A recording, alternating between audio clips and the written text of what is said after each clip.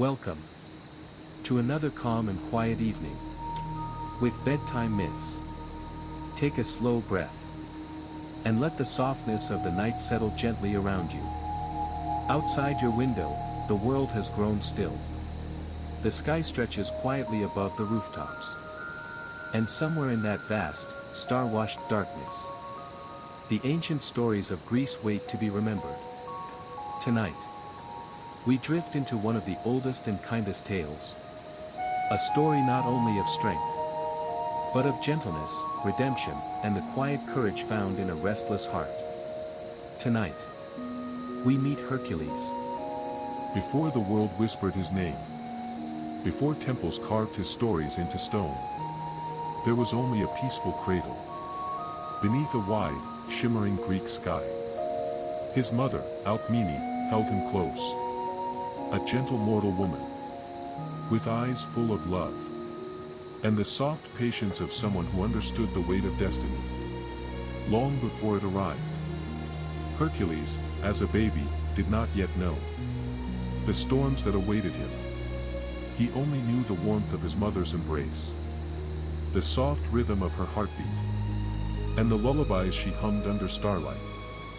Far above them, hidden in the clouds, Zeus watched with quiet pride. His lightning-bright eyes softened each time the baby stretched his small hands into the night.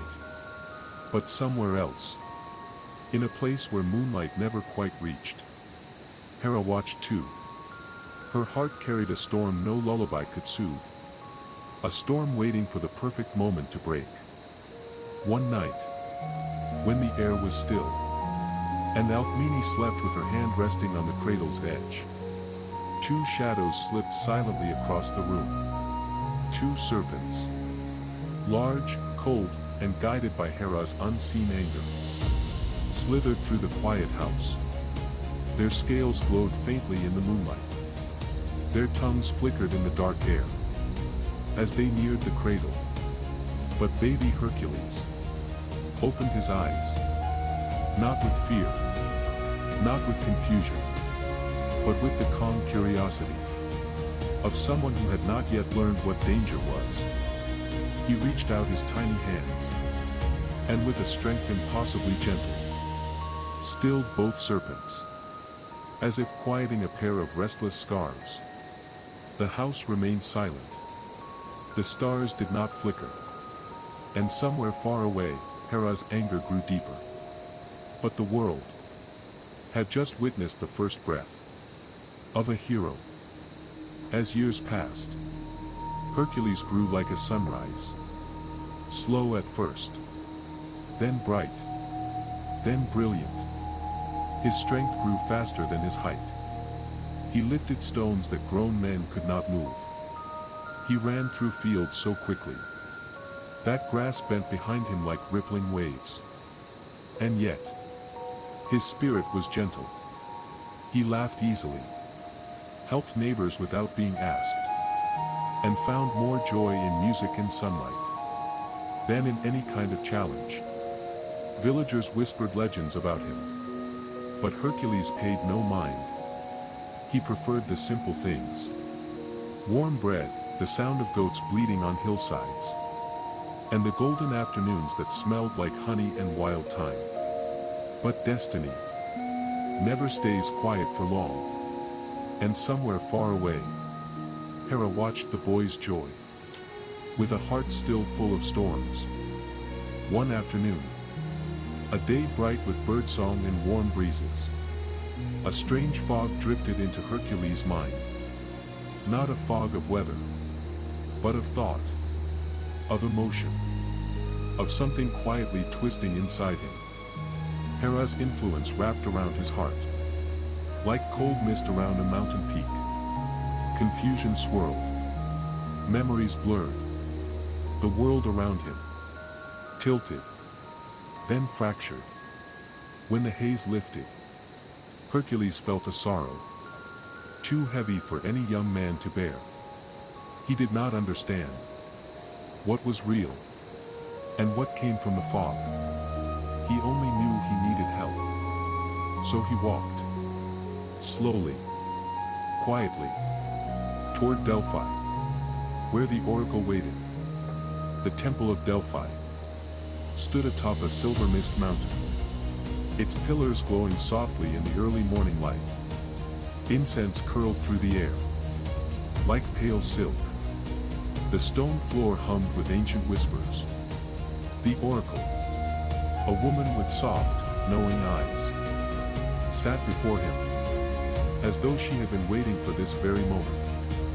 Her voice drifted from her lips like warm smoke. Hercules, your heart is heavy. To cleanse it, you must face 12 trials, 12 labors, 12 paths toward redemption. Hercules bowed his head, not in fear, not in reluctance, but in acceptance. He knew the road ahead would be long, but he also knew that he could not run from the weight on his soul. And so, he took his first step. Dawn broke gently as Hercules walked the dusty Greek roads. Olive trees swayed softly in the wind. Birds called from distant branches. Shadows stretched long and quiet. He felt fear. He felt hope. He felt the faint, pulsing beginning of redemption. Every step whispered, heal, grow, begin again. His first trial led him into the forest of Nemea, a place where shadows dripped from branches, like melted ink. The air was thick, silent. Watching, a massive golden lion emerged, muscles rippling beneath its shining hide. Hercules fired an arrow. It snapped in two. He fired another. It shattered. Realizing weapons were useless, Hercules let them fall to the forest floor. He stepped forward, barehanded, steady, unshaken. The ground trembled beneath their struggle. Leaves shivered. Birds fled. The forest held its breath. And at last, the lion grew still. Hercules honored the creature by wearing its hide, not as a trophy, but as a reminder of the courage he hoped to carry forward. His second trial led him into the swamps of Lerna, where a thick mist curled over dark water, like sleeping ghosts. The Hydra rose from the depths, its many heads shifting, hissing with poisonous breath. Hercules struck one head. Two more grew in its place. But Iolaus, his loyal companion, lit a torch. Together, they burned each wound before it could regrow. Slowly, steadily, the Hydra's heads fell silent. More trials followed, each teaching Hercules something new. Patience, as he captured the Erymanthian boar. Strategy, as he drove away the Stymphalian birds. Cleverness, as he cleaned the Augean stables. Not with strength, but with the river's flow. With each labor, Hercules' body grew stronger, but his spirit grew softer, quieter, wiser. More trials followed, each teaching Hercules something new. Patience, as he captured the Erymanthian boar. Strategy, as he drove away the Stymphalian birds.